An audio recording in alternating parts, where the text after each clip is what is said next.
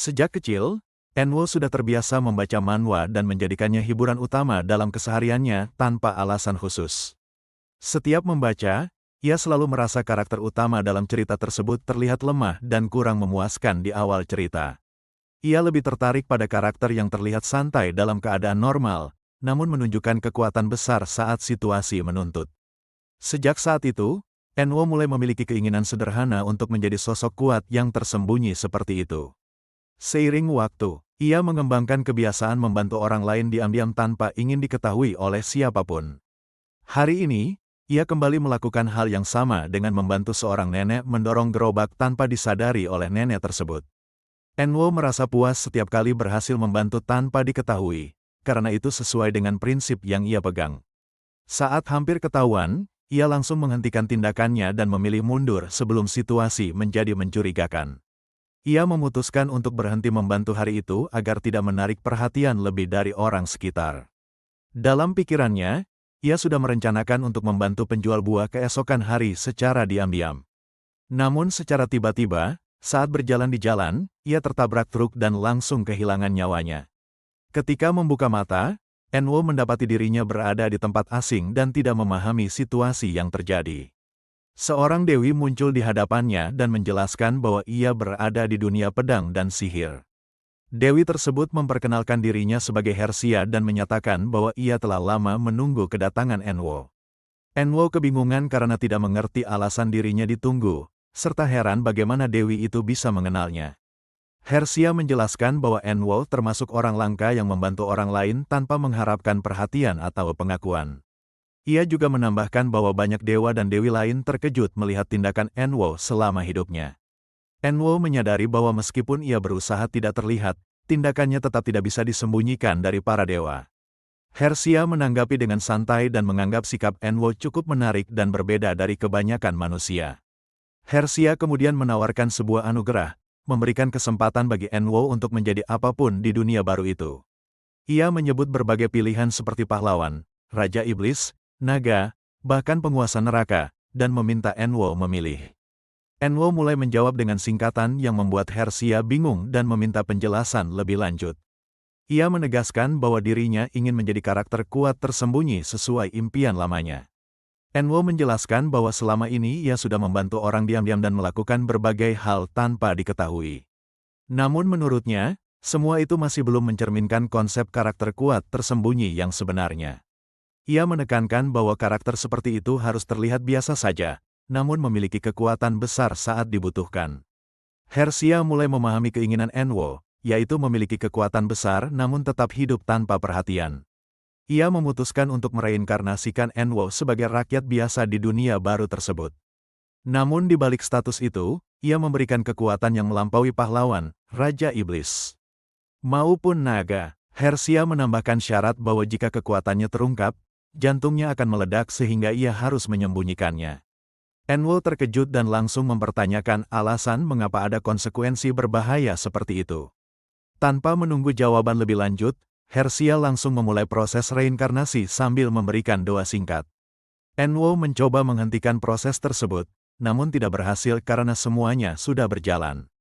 2 tahun kemudian, ia telah hidup di dunia baru dan menceritakan bahwa waktu telah berlalu sejak kedatangannya. Di hadapannya sekarang, beberapa serigala terlihat mengelilinginya dalam situasi yang berbahaya. Namun dalam sekejap, ia berhasil mengalahkan semua serigala tersebut tanpa kesulitan berarti. Ia merasa puas dengan kekuatan barunya yang terasa sangat efektif dan menyenangkan untuk digunakan. Setelah itu, ia menyadari jumlah serigala tidak sesuai dan mulai mencari satu yang hilang. Ternyata serigala terakhir mencoba melarikan diri dari tempat tersebut. Ia berpikir bahwa meskipun monster mengetahui kekuatannya, hal itu tidak akan memicu efek berbahaya seperti yang dikatakan. Dengan cepat, ia mengejar dan langsung menghabisi serigala terakhir tanpa memberi kesempatan kabur. Setelah memastikan area aman, ia menyimpulkan bahwa tidak ada lagi monster di sekitar tempat itu. Ia kemudian menjelaskan bahwa dirinya kini bereinkarnasi sebagai Yurian, anak yatim piatu berusia 9 tahun. Setelah menyelesaikan urusannya, ia mempertimbangkan untuk kembali ke desa tempat ia tinggal sekarang. Sesampainya di desa, Ella langsung menegurnya karena pergi tanpa memberitahu siapapun sebelumnya. Ella menegur Yurian karena seharusnya ia memberitahu terlebih dahulu, apalagi ia dianggap lemah dan tidak boleh berkeliaran sendiri. Ia menambahkan bahwa area sekitar penuh dengan kelompok serigala berbahaya, membuat Yurian hanya bisa meminta maaf. Redo dan Sally menyela, mengatakan bahwa sebenarnya jumlah serigala di sekitar mereka tidak sebanyak yang dikhawatirkan. Redo menjelaskan bahwa kondisi pertanian membaik karena doa para pendeta, sehingga ancaman serigala terasa berkurang. Yurian merasa puas melihat reaksi mereka, karena tidak ada yang menyadari bahwa ia yang mengatasi ancaman tersebut. Tiba-tiba, seorang pria dewasa mencengkeram kepala Yurian dari belakang dengan kasar tanpa peringatan. Pria itu langsung melemparnya sambil memperingatkan agar anak yatim seperti mereka tidak berkeliaran sendirian. Ella yang panik segera menghampiri Yurian dan memeriksa keadaannya dengan penuh kekhawatiran. Pria tersebut ternyata majikan mereka, yang meremehkan Yurian karena tubuhnya kecil dan terlihat tidak berguna. Ella terus memastikan kondisi Yurian, mencoba memastikan bahwa ia tidak mengalami luka serius. Yurian hanya berpura-pura lemah sambil meminta maaf, namun dalam hatinya ia puas karena identitasnya tetap tersembunyi. Majikan memerintahkan mereka kembali bekerja, dan anak-anak lain langsung menurut tanpa membantah. Dalam hati, Yurian merasa bangga karena tidak ada yang tahu bahwa dialah yang sebenarnya menyingkirkan para monster. Majikan mengancam mereka dengan aturan keras, termasuk hukuman jika tidak mengikuti perintah yang diberikan. Mereka mulai membersihkan sambil bernyanyi, menunjukkan seolah-olah mereka bekerja dengan sukarela dan penuh semangat. Lagu itu berisi ucapan terima kasih kepada warga desa yang memberi mereka makanan setiap hari. Mereka juga menyanyikan keinginan untuk membalas kebaikan warga dengan bekerja keras. Orang-orang desa yang mendengar lagu itu menjadi percaya bahwa anak-anak tersebut diperlakukan dengan baik oleh direktur. Warga bahkan tergerak untuk membantu lebih banyak, karena mengira mereka benar-benar dirawat dengan baik. Namun kenyataannya, makanan enak yang diberikan warga justru dinikmati sendiri oleh direktur. Sementara itu, anak-anak hanya mendapatkan makanan sederhana berupa kentang untuk bertahan hidup. Sally mempertanyakan ketidakadilan tersebut karena mereka seharusnya menerima makanan yang lebih baik. Redo menyuruhnya tetap makan saja, karena menurutnya itu lebih baik daripada tidak makan sama sekali. Yurian merasa kesal dalam hati melihat perlakuan tidak adil dari direktur terhadap mereka. Ella diam-diam mengeluarkan makanan yang ia sembunyikan untuk dibagikan kepada yang lain. Anak-anak terkejut dan senang melihat bahwa makanan tersebut adalah telur yang jarang mereka dapatkan. Ella menyuruh mereka segera memakannya diam-diam atau mencampurnya dengan kentang agar tidak ketahuan. Mereka menyambut dengan gembira dan berterima kasih kepada Ella atas perhatian yang ia berikan. Ella bahkan menawarkan bagian miliknya kepada Yurian karena khawatir dengan kondisi tubuhnya yang kurus. Ia menjelaskan bahwa jika Yurian terlalu kurus, direktur bisa saja membuangnya dari tempat itu. Yurian menolak tawaran itu dan bersikeras bahwa dirinya baik-baik saja, meminta Ella untuk memakan bagiannya sendiri. Ella tetap memaksa karena tidak ingin makanannya terbuang, sementara Yurian terus menolak dengan alasan yang sama.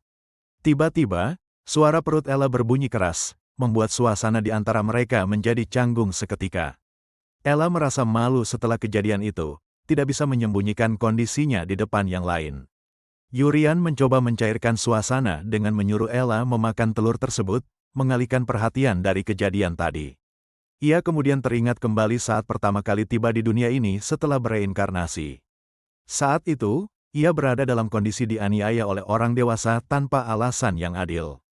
Orang tersebut memarahinya dan menyalahkan Yurian atas menurunnya pelanggan di tokonya. Ia bahkan mengancam akan membunuh Yurian jika masih terlihat berkeliaran di sekitar tempat itu. Dalam pikirannya, Yurian menyadari bahwa hidup sebagai anak yatim piatu sangat keras dan penuh kekerasan. Di tengah situasi itu, ia akhirnya bertemu dengan Ella untuk pertama kalinya. Ella memperkenalkan dirinya dan mengajak Yurian untuk ikut bersamanya tanpa banyak penjelasan. Ia menjelaskan bahwa meskipun direktur bersikap buruk, setidaknya mereka memiliki tempat tinggal dan makanan. Yurian kemudian mengikuti Ella menuju tempat direktur untuk meminta izin tinggal. Ella memohon kepada direktur agar menerima Yurian, dengan alasan ia masih bisa bekerja dan akan dijamin olehnya. Kembali ke masa sekarang, Yurian menyadari bahwa ia beruntung bisa bertemu dengan Ella yang baik hati. Ia kemudian menyuapkan telur kepada Ella sambil menyampaikan rencana untuk pergi ke Akademi Sihir. Yurian menjelaskan bahwa di sana Ella bisa belajar sekaligus makan makanan enak sebanyak yang ia mau. Redo dan Sally langsung tertarik dengan gagasan itu, terutama karena janji bisa makan dengan bebas. Mereka semua menjadi bersemangat dan berpelukan, membayangkan kemungkinan pergi bersama ke tempat itu. Ella mengajak mereka semua untuk bertahan sambil belajar, menjadikan akademi sebagai tujuan masa depan mereka. Mereka sepakat untuk terus bertahan hidup di tempat itu sambil menunggu kesempatan pergi bersama nanti. Beberapa hari setelahnya, Direktur Panti Asuhan menghampiri anak-anak dengan wajah ceria dan mengumumkan sebuah berita menggembirakan. Ia memberitahu semua orang bahwa Ella telah resmi diadopsi hari ini dan meminta anak-anak lain untuk memberikan ucapan selamat. Kabar mendadak mengenai kepindahan Ella tersebut membuat Yurian merasa sangat terkejut dan tidak menyangka. Ella merasa sangat bersalah karena harus meninggalkan teman-temannya lebih dulu dan meminta maaf atas ketidakmampuannya bertahan hingga akhir. Redo mengungkapkan rasa bahagianya untuk Ella, sementara Sally secara terang-terangan menunjukkan perasaan iri karena tidak diadopsi lebih dulu. Direktur kembali angkat bicara dengan pengumuman mengejutkan bahwa Yurian terpilih menjadi tumbal bagi Dewa Serigala. Mendengar hal itu, Ella sangat syok dan segera memprotes direktur karena janji awal mereka adalah merawat Yurian jika ia diadopsi. Direktur menantang pengetahuan Yurian dengan bertanya apakah ia mengerti alasan sebenarnya mengapa kelompok serigala tidak sering terlihat belakangan ini. Yurian mengiyakan pertanyaan direktur, namun dengan cepat direktur menyangkal pemahaman Yurian tersebut sebagai hal yang salah.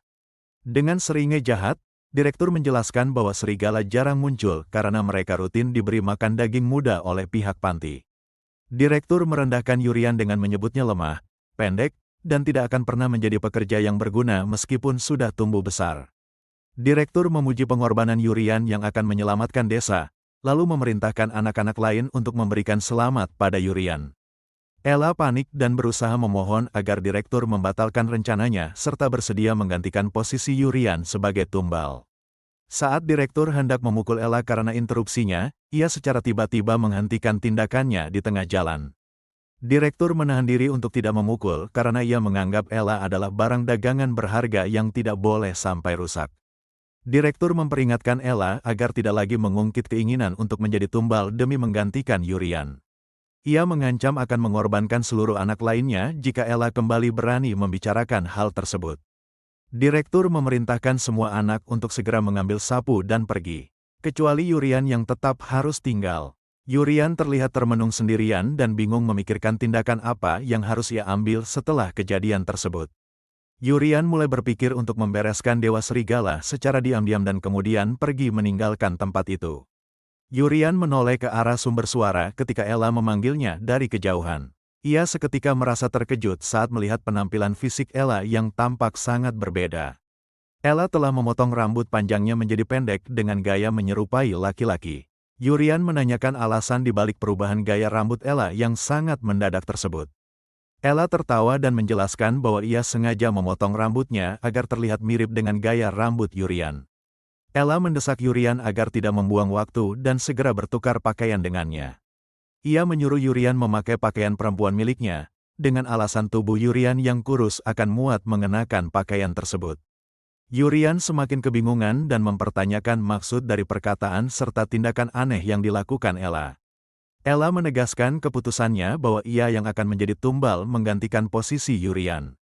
Yurian berusaha menentang dengan mengingatkan Ella akan konsekuensi mengerikan dari menjadi seorang tumbal. Ella tetap tersenyum tenang dan mengaku bahwa ia sangat paham, karena adik laki-lakinya dulu juga pernah menjadi tumbal. Ella merasa Yurian sangat mirip dengan adiknya, yang membuatnya merasa terhubung sejak pertama kali mereka bertemu. Ia mengakui bahwa kemiripan tersebut menjadi alasan mengapa ia lebih banyak memberikan perhatian kepada Yurian selama ini. Ella memohon agar Yurian segera melarikan diri jauh-jauh demi menyelamatkan diri dan tidak mengalami nasib seperti adiknya. Yurian bersikeras mengajak Ella untuk melarikan diri bersama-sama daripada harus mengorbankan nyawanya sendiri. Ella menolak karena mereka pasti akan segera tertangkap jika mencoba melarikan diri bersama, mengingat kecepatan orang dewasa. Ella memiliki rencana agar direktur fokus menyiksanya saat melihat potongan rambut barunya nanti. Ella menjelaskan bahwa direktur akan lupa waktu saat memukul, sehingga Yurian memiliki kesempatan untuk kabur dari desa. Ella meminta Yurian untuk tetap hidup dan menjalani masa depan sebagai pengganti dirinya. Ia lebih memilih membantu Yurian bertahan hidup daripada harus tinggal di panti asuhan yang tidak memberikan masa depan bagus. Yurian mengepalkan tangannya kuat-kuat, merasa terpukul melihat pengorbanan gadis berusia 10 tahun yang seharusnya tidak perlu terjadi. Tiba-tiba, direktur masuk ke ruangan dan memergoki mereka berdua yang sedang berbincang. Direktur langsung menyadari perubahan penampilan rambut Ella dan menanyakan apa yang sebenarnya terjadi padanya. Ella merasa sangat ketakutan saat harus menghadapi direktur yang tampak marah atas tindakannya. Direktur langsung mencekik Ella dengan penuh amarah karena menganggapnya sebagai barang dagangan penting yang sudah rusak. Direktur memarahi Ella karena tindakan memotong rambut tersebut akan menurunkan harga jualnya sebagai barang dagangan. Melihat Ella disiksa, emosi Yurian memuncak hingga hampir mengeluarkan kekuatannya tanpa sadar. Yurian tiba-tiba merasakan dadanya sesak, seolah jantungnya akan meledak dalam waktu dekat. Ia teringat batasan kekuatannya yang tidak boleh diketahui oleh siapapun agar tetap aman. Akibat cekikan yang sangat kuat dari direktur, Ella akhirnya muntah darah. Direktur mengejek Ella dan bertanya apakah ia sengaja ingin mati sebagai tumbal seperti adik laki-lakinya dulu. Direktur menyeringai dan bersiap membongkar fakta yang dianggapnya sangat lucu kepada Ella. Ia mengakui bahwa dirinya lah sosok di balik Dewa Serigala yang sebenarnya membunuh adik Ella. Direktur mengungkapkan bahwa ia memberikan daging adik Ella kepada monster, lalu menjual organ tubuhnya dengan harga tinggi. Dengan kejam, ia menyebut para yatim piatu sebagai anak tidak berguna yang tetap berharga bahkan setelah mati. Direktur mengolok-olok kebaikan adik Ella yang justru merasa bangga bisa menjadi tumbal meski tidak bisa bekerja. Direktur merasa kesal dan bertanya-tanya apakah Ella sudah mati setelah tubuhnya berhenti bergerak karena dicekik. Melihat kondisi Ella yang tidak berdaya, emosi Yurian benar-benar memuncak karena kemarahan yang luar biasa. Direktur memberitahu Yurian bahwa Ella telah tewas dan ia berjanji akan segera mengirim Yurian menyusul ke sisi adiknya. Ingatan tentang kebersamaan dengan Ella melintas di benak Yurian, yang membuatnya semakin merasakan kesedihan mendalam. Yurian bergumam pelan pada dirinya sendiri, mempertanyakan alasan mengapa ia sempat merasa ragu untuk bertindak. Yurian teringat kembali percakapannya dengan Dewi Hersia mengenai alasan dirinya ingin menjadi seorang KKT. Dewi Hersia bertanya mengapa Yurian tidak memilih jalan menjadi pahlawan atau Raja Iblis saja. Yurian menjelaskan bahwa ia tidak suka menggunakan kekuatannya untuk kepentingan manusia maupun iblis secara terang-terangan. Yurian menegaskan niatnya saat ini untuk menggunakan kekuatan tersebut demi menyelamatkan orang yang ia sayangi. Tanpa mempedulikan konsekuensi apapun, Yurian akhirnya melepaskan kekuatannya untuk menghabisi sang direktur.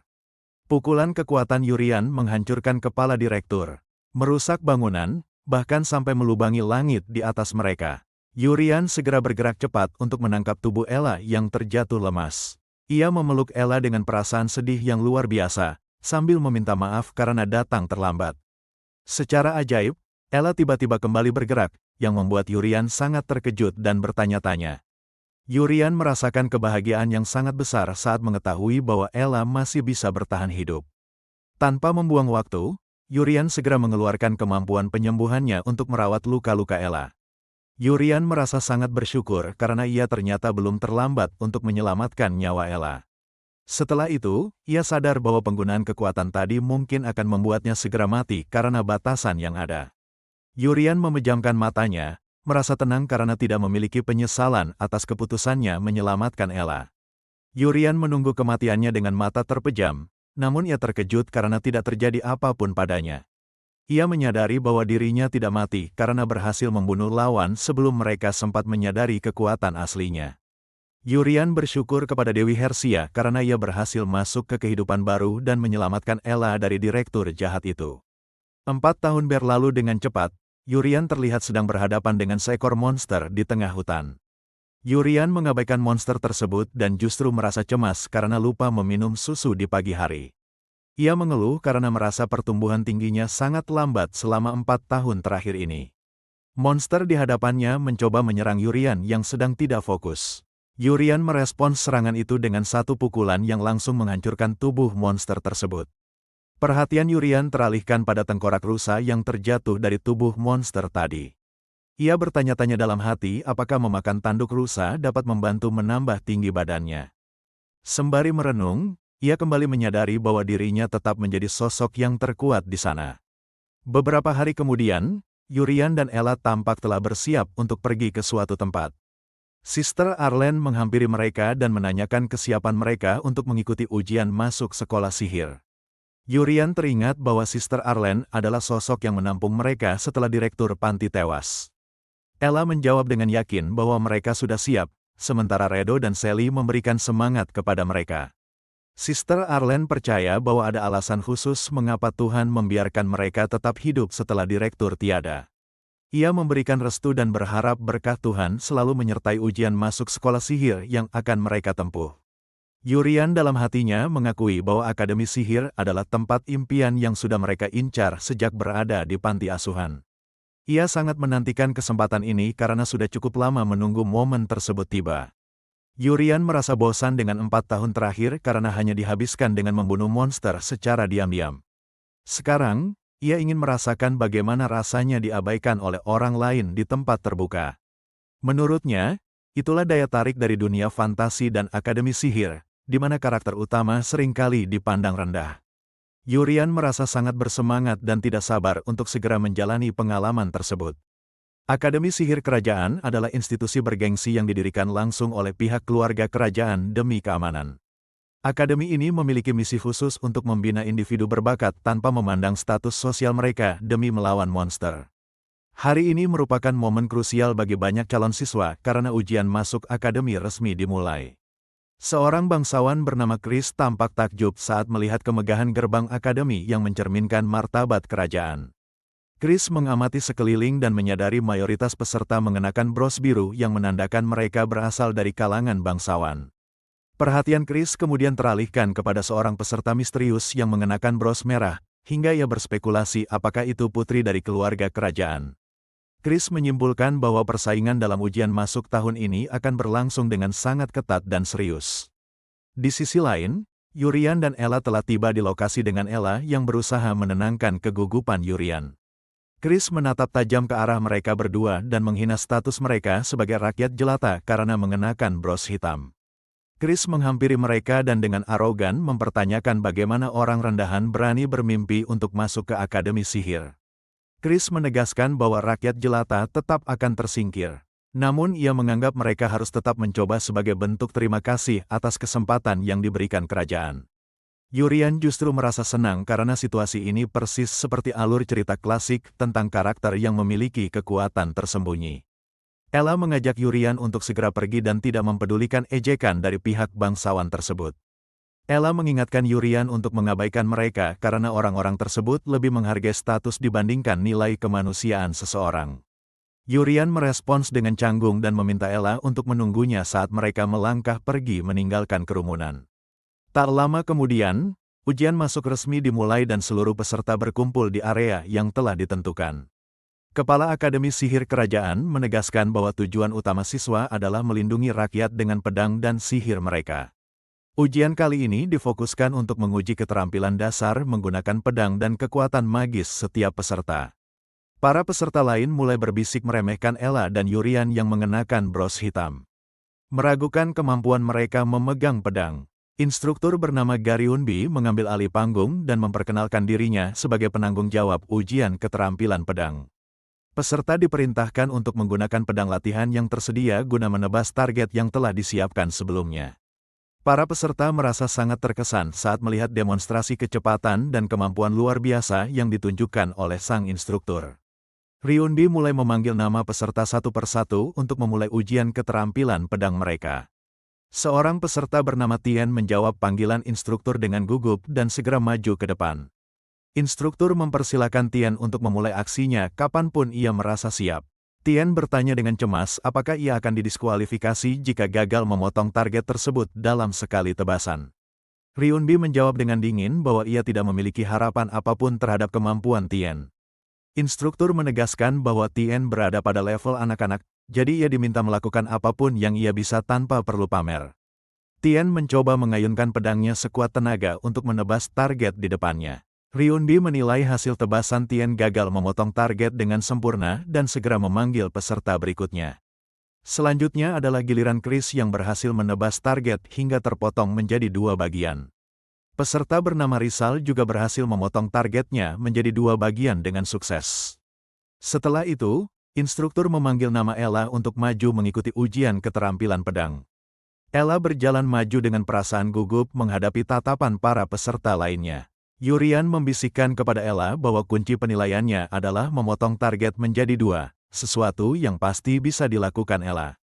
Mendengar dorongan dari Yurian, Ella merasa jauh lebih percaya diri untuk menghadapi ujian tersebut. Ella mengambil posisi kuda-kuda dengan serius, sementara Ryunbi memintanya untuk mulai saat ia sudah siap. Peserta lain masih meremehkan Ella dan tidak percaya bahwa rakyat biasa bisa memotong target tersebut. Meski dihujani komentar negatif, Ella tetap tenang dan fokus pada tujuannya. Dalam hati, Ella mengingat kegagalannya melindungi Yurian 4 tahun lalu dan bertekad untuk melindunginya kali ini. Ella mengayunkan pedangnya dengan presisi dan berhasil menebas target menjadi dua bagian. Ryunbi terlihat cukup terkejut melihat hasil tebasan yang dilakukan oleh Ella. Seluruh peserta ujian lainnya juga terkejut melihat kemampuan Ella yang tak terduga. Suasana menjadi heboh karena mereka tidak percaya peserta bros hitam bisa melakukan hal tersebut dengan pedang biasa. Ryunbi terdiam sesaat sambil menyadari bahwa terdapat tongkat ajaib yang ditanam di dalam target tersebut. Instruktur menyadari bahwa target tersebut sangat keras sehingga tidak bisa ditembus oleh serangan biasa. Untuk memotong target itu, seseorang harus memperkuat senjata mereka menggunakan energi sihir.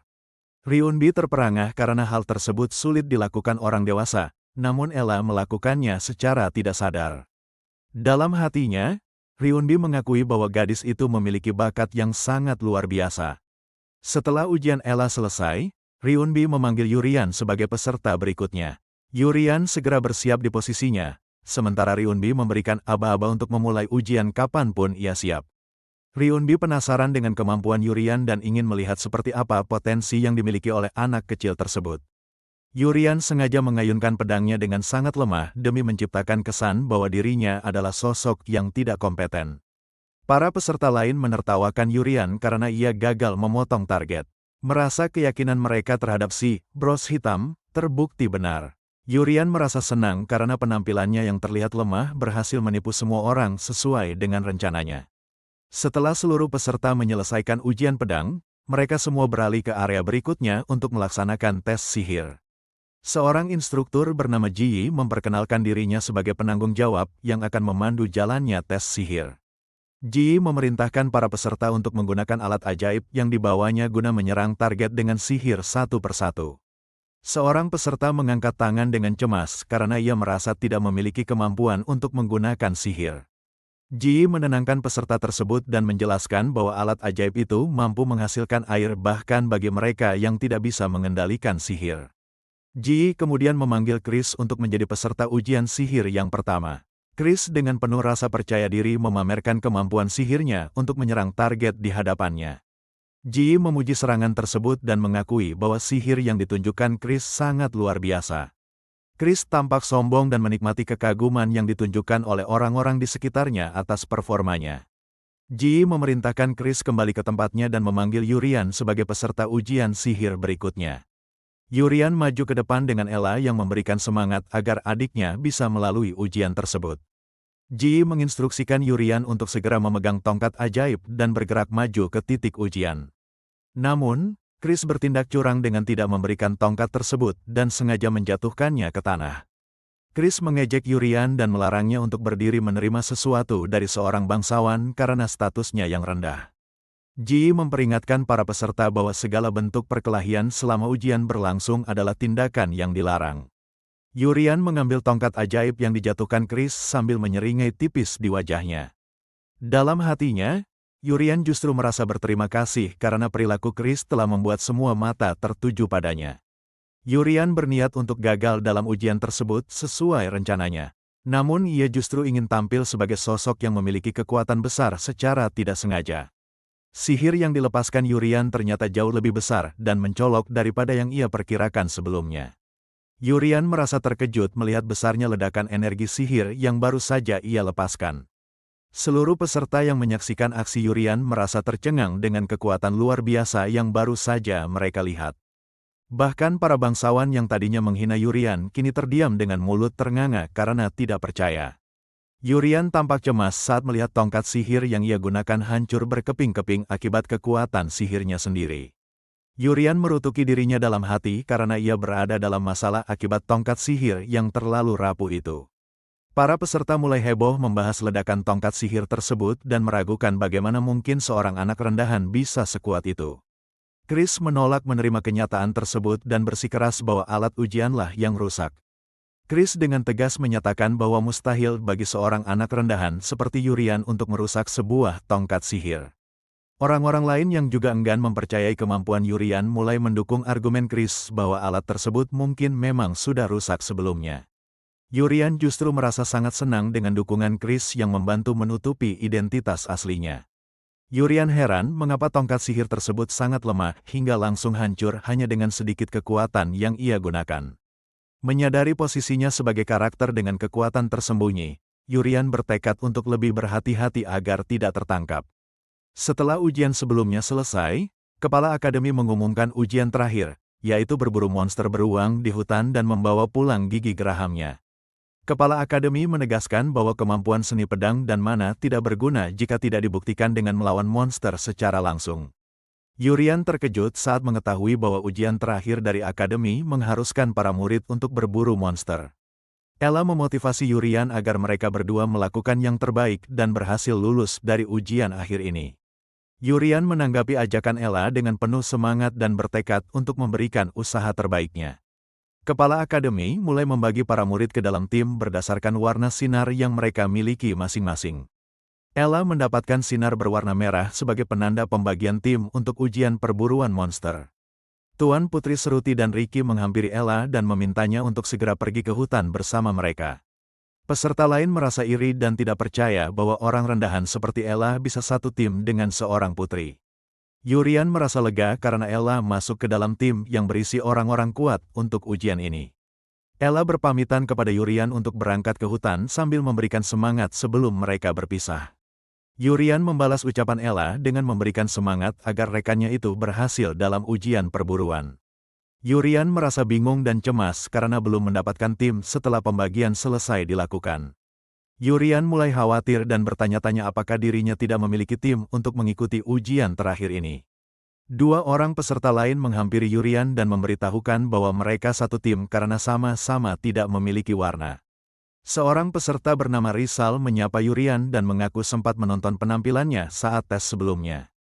Rizal memperkenalkan diri dan mengajak Yurian untuk berjuang melakukan yang terbaik dalam ujian perburuan monster. Seorang peserta lainnya yang bernama Tien memperkenalkan diri dengan sikap yang malu-malu kepada Yurian. Yurian merasa sangat bersyukur karena akhirnya ia memiliki tim untuk mengikuti ujian perburuan monster. Peserta lain menertawakan tim Yurian karena terdiri dari anggota yang dianggap tidak memiliki kemampuan atau status. Peserta lain menghina Rizal yang sudah mengikuti tes sebanyak 4 kali sebagai orang yang tidak berbakat. Mereka juga mulai mengejek Tien dengan sebutan anak bangsawan yang telah diterlantarkan oleh keluarganya. Peserta lain terus melontarkan hinaan dan menyebut tim Yurian sebagai tim yang sangat menyedihkan. Yurian merasa kebingungan karena tidak mengerti alasan di balik hinaan terhadap teman satu timnya tersebut. Meskipun baru mengenal mereka, Yurian tetap bersikap optimis dan menyemangati timnya untuk segera lulus. Rizal dan Tien merasa terkejut dan heran melihat rasa percaya diri yang ditunjukkan oleh Yurian. Rizal merasa tidak salah pilih karena Yurian memiliki sifat yang luar biasa dan berani di antara bangsawan. Rizal merasa kagum dan beranggapan bahwa rakyat jelata seperti dirinya seharusnya bisa mencontoh sikap percaya diri Yurian. Rizal kembali mengajak Yurian dan Tien untuk fokus bekerja sama agar mereka semua bisa lulus ujian. Tien merasa pesimis dan mengungkapkan kekhawatirannya karena ia gagal dalam ujian sihir serta seni pedang. Mendengar perkataan Tien, Yurian baru tersadar mengenai kriteria kelulusan dalam ujian akademi. Yurian terkejut dan menyadari bahwa ia telah melewatkan informasi krusial mengenai aturan ujian tersebut.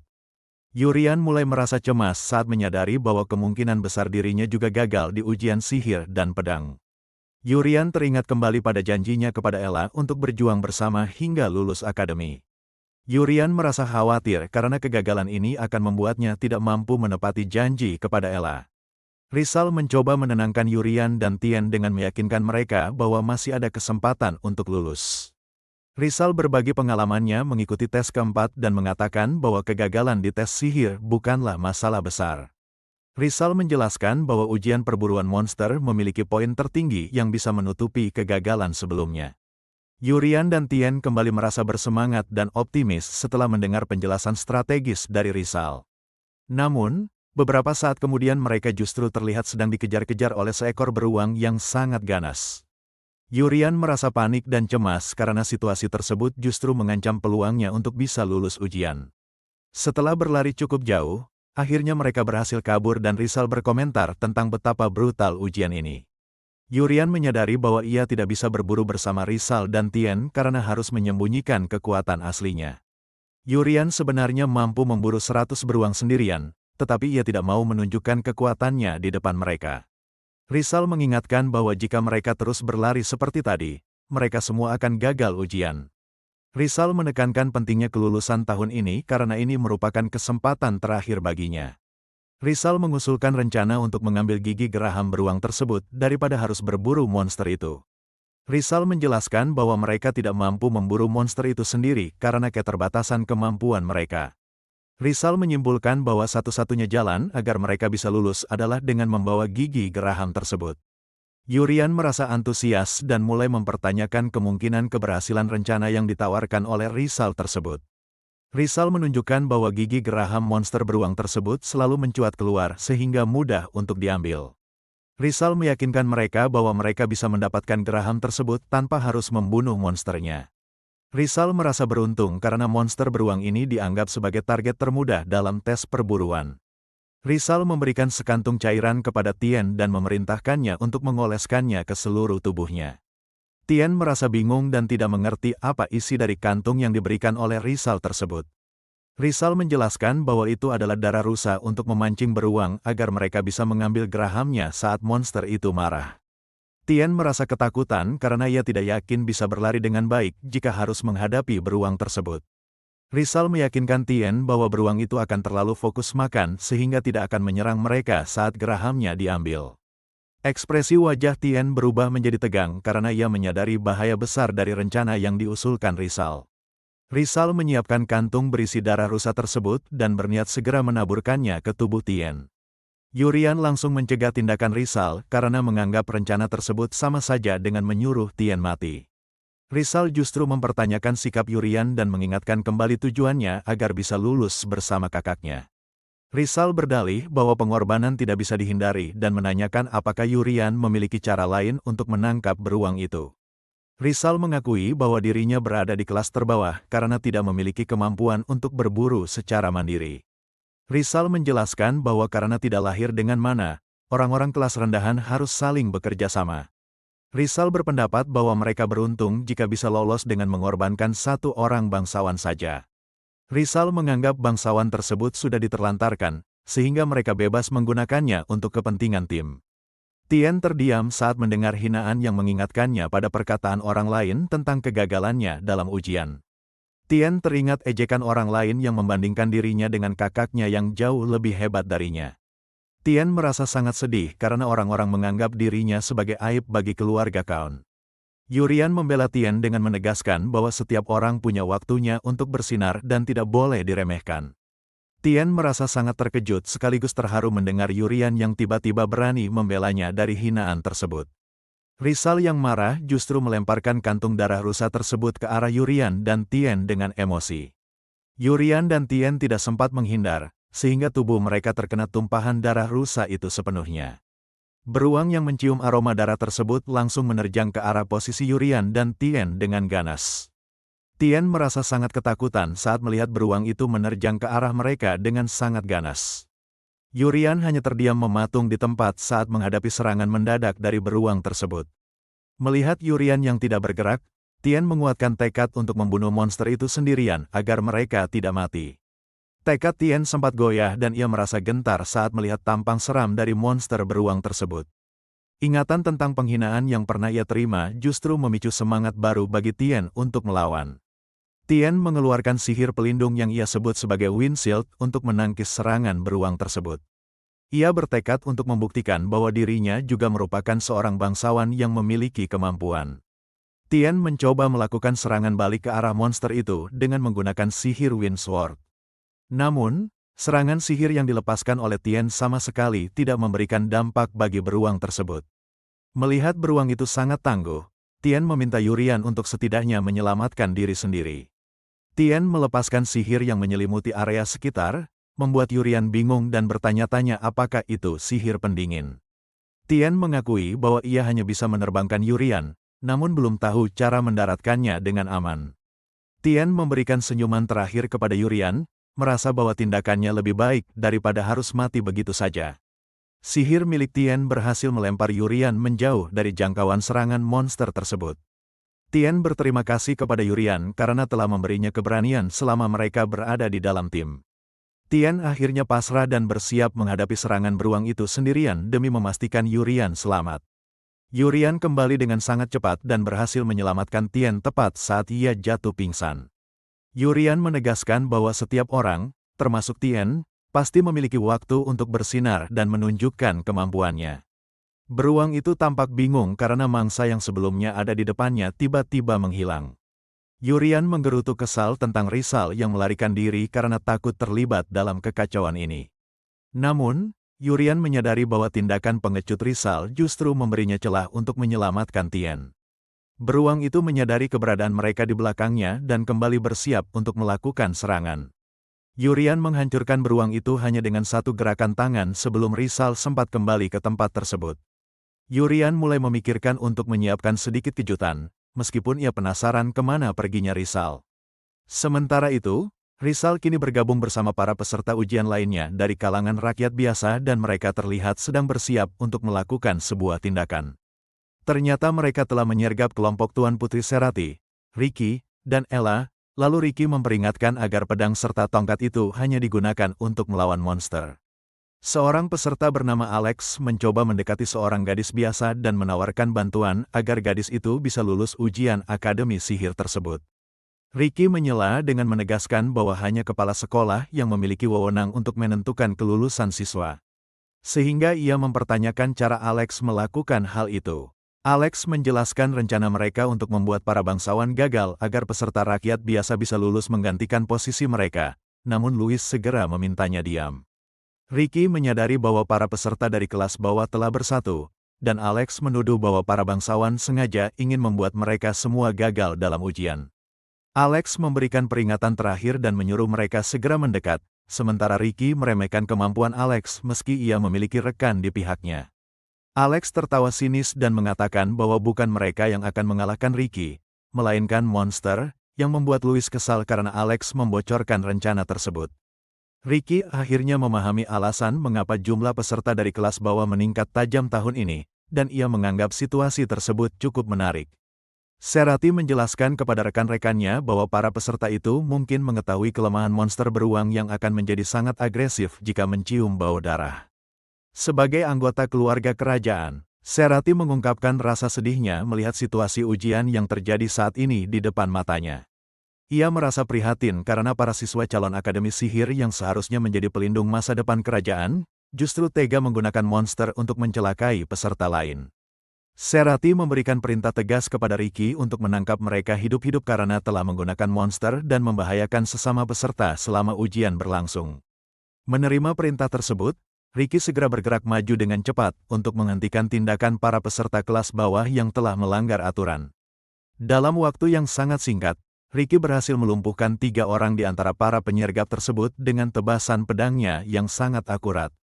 3 peserta lainnya yang tersisa mencoba memberikan perlawanan dengan melemparkan botol berisi darah ke arah Ricky. Ricky segera melapisi tubuhnya dengan sihir, membuat tumpahan darah itu gagal mengenai dirinya dan justru mengering di udara. Rizal tampak terkejut dan tidak menyangka bahwa serangan tersebut dapat diatasi semudah itu oleh Ricky. Serati meminta semua peserta untuk segera menyerah karena rencana mereka menggunakan monster telah sepenuhnya gagal.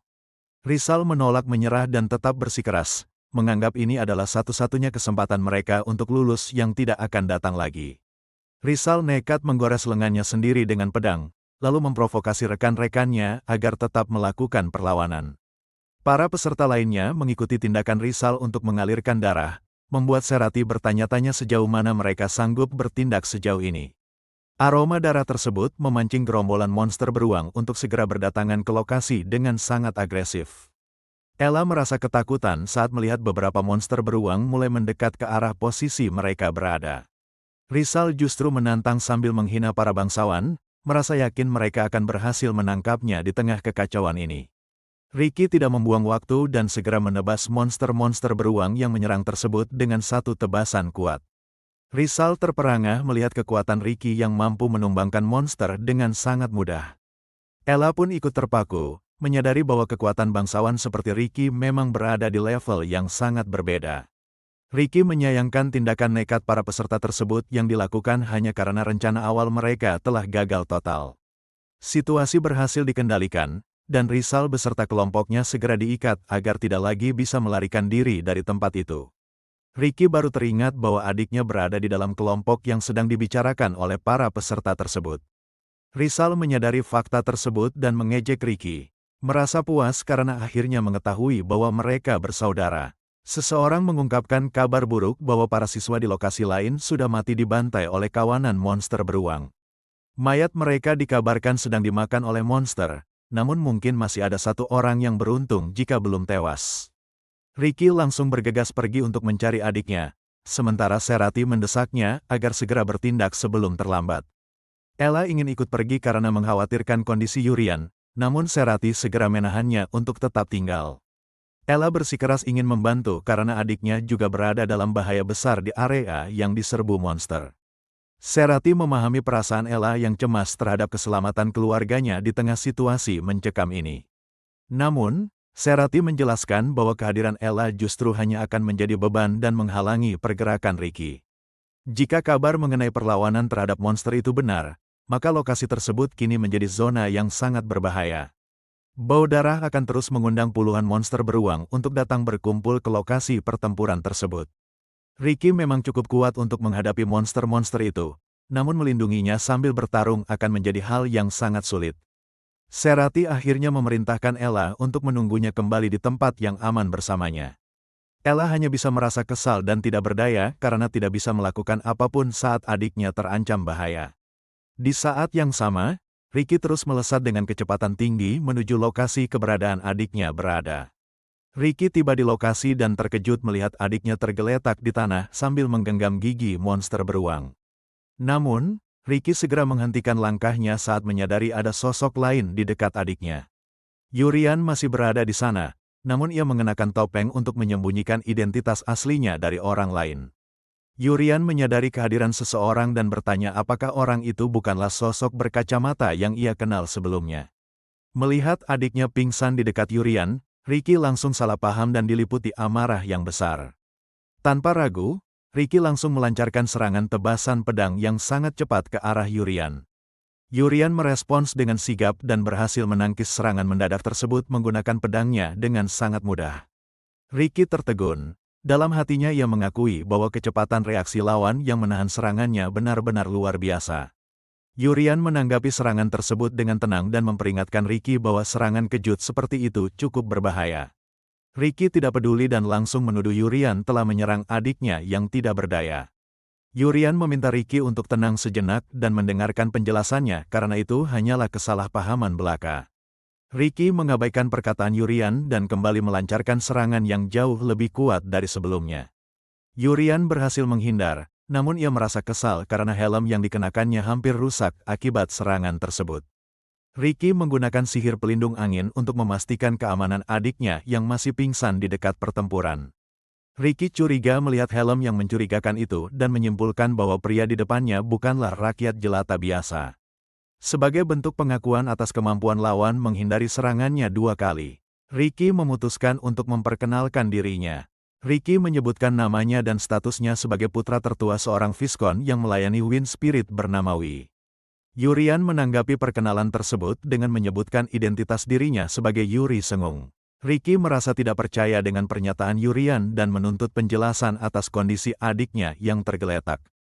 Ricky bertanya apakah Yurian mengetahui siapa orang yang telah membuat adiknya berada dalam kondisi seperti ini.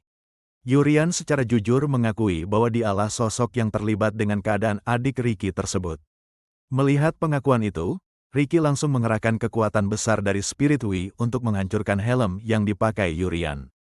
Yurian merasa frustrasi karena sangat sulit untuk meluruskan kesalahpahaman di tengah situasi yang mendesak ini. Yurian melesat ke arah Ricky dan menyatakan bahwa ia sedang terburu-buru, sehingga percakapan harus dilanjutkan lain waktu.